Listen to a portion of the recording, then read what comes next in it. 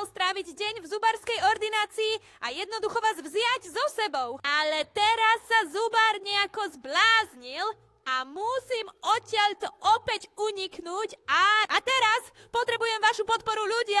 Tak poďme na to. Dobré, ľudia, ako môžete vidieť, dvere sú už zatvorené. A tu je ešte niekoľko pacientov, ktorí nie sú úplne spokojní. A nuž, teraz sa musím pozrieť, alebo som tu nikdy nebol. Zubná ordinácia. Takže toto je všetko nové. A môj Bože, pozrite sa na to. Nie je divu, že tu nikto nechce ísť k zubárovi. Tak čo je to tu, prosím? OK. Nájsť tlačidlo a teraz by sme mohli prejsť a teraz bežíme cez dvere a preboha, čo je to za zubárskú ordináciu? Úprimne vám poviem, nič také som ešte nevidel. Dobre. Myslím, že som to teraz pochopil. Tu je určite veľa prekážok a človek si musí dávať pozor, aby nespadol alebo niečo také. Aby ste tu z jednej miestnosti do druhej. A môj Bože, čo sa tu vylialo? Jednoducho zubná pasta uprostred podlahy, ľudia. Takže čo to má znamenať? Tak, teda... Od toho zubára sa určite nechcem nechať ošetriť. Myslím, pozrite sa na to, tu vyšlo veľa zubnej pasty. A uprostred je toto veľké zubné kefky teda. Neviem, ľudia, už ste videli takú zubnú ordináciu? Ja určite ešte nie.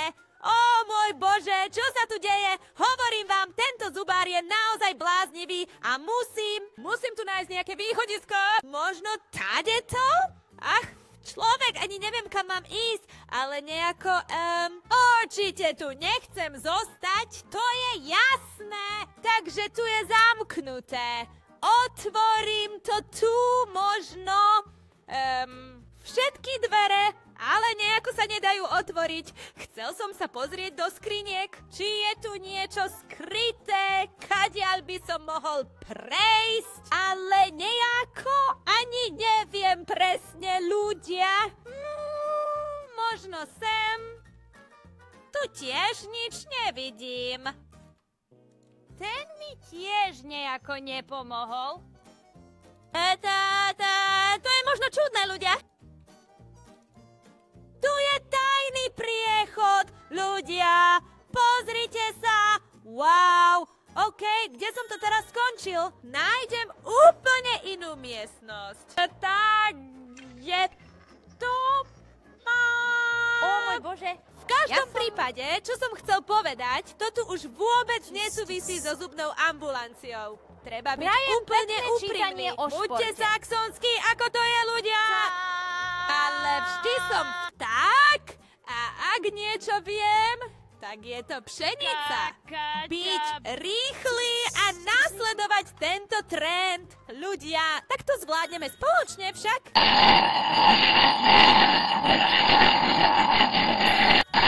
Titulky Amara.org Community. Pošmykol sa, OK.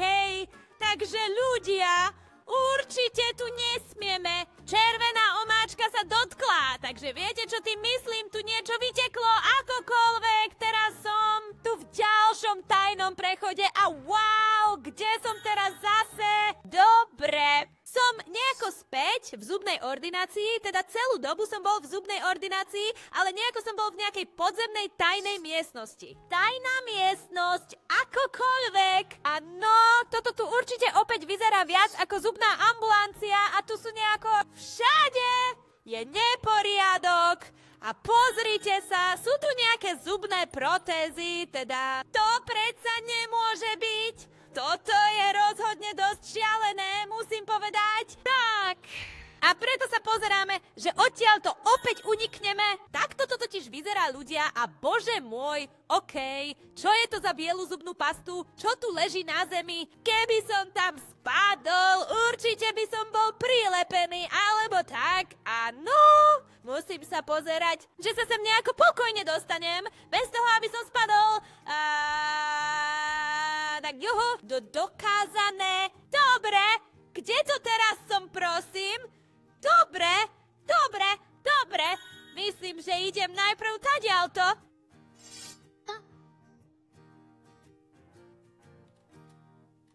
Rýchlo prejdime. Opla. Musím byť naozaj opatrný.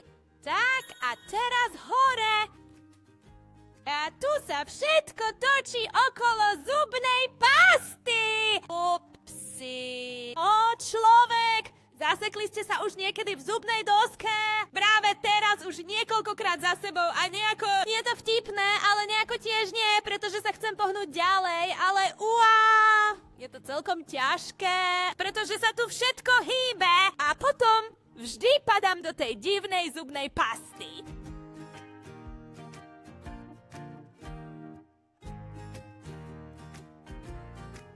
Konečne. Tak, tu je opäť nejako...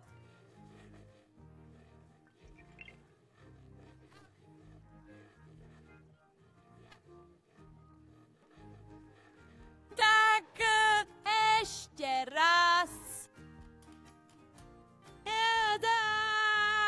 Teraz rýchlo hore schodmi a preč odtiaľto.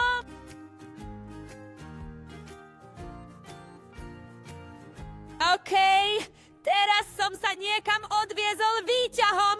Nemám tušenie, kde som, ale vyzerá to tak, že tu niečo je. Ďalšia vec vyprchala. Je to tiež zubná pasta? Nemám tušenie. Úprimne vám poviem, ako to je. Nechcem v tom uviaznúť, tak radšej preskočím.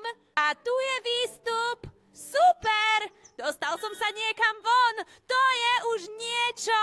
Tak potom môžem odtiaľto určite zmiznúť.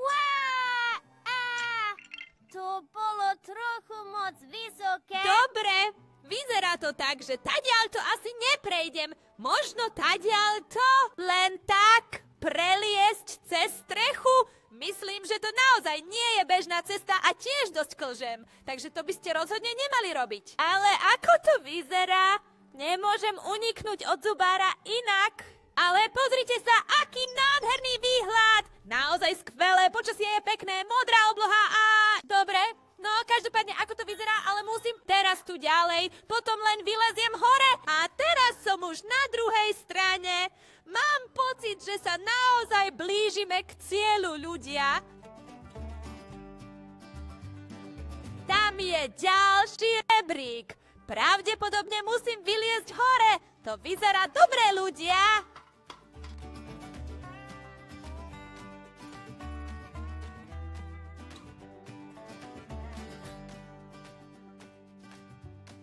Pozrite, tam je obrovská značka so zubárom. No, drahý zubár, vyzerá to, že som od teba utiekol. Nechcem tu už zakopnúť. Tak to totiž vyzerá.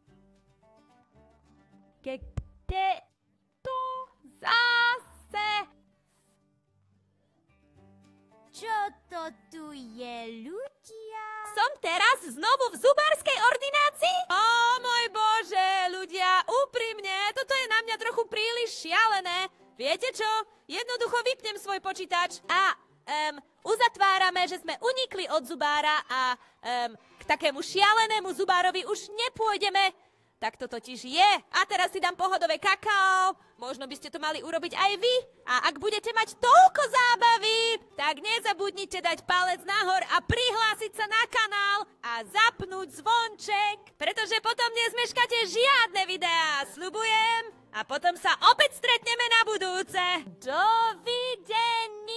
Ahojte všetci, to som ja, Julian Vogel. A ak chcete počuť viac od nás, teda od rodiny Vogel, pozrite si aj Spotify, iTunes alebo Amazon. A hudba je preč, pretože preto naše úžasné audioknihy a ver mi, sú naozaj skvelí. A áno, vypočujte si ich, bavte sa.